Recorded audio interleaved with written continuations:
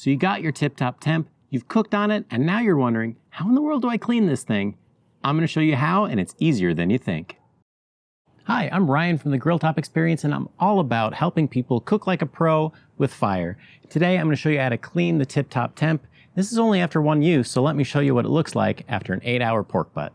If this were a cast iron pan, I would be super excited at the seasoning on it.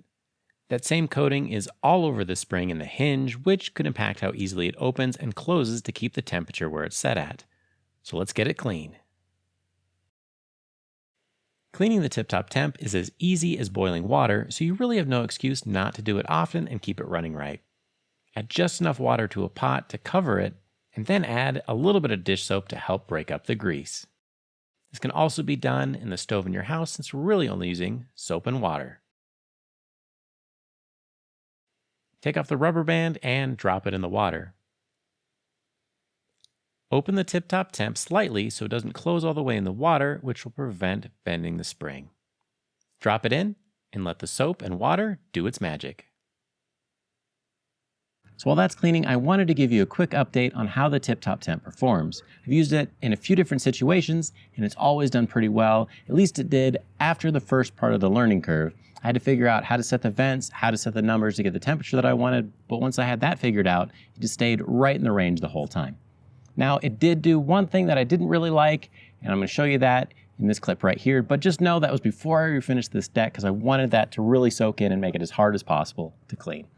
When I was younger, I had a lawn mowing business, and my tagline was, "Better than sheep because we don't leave anything behind."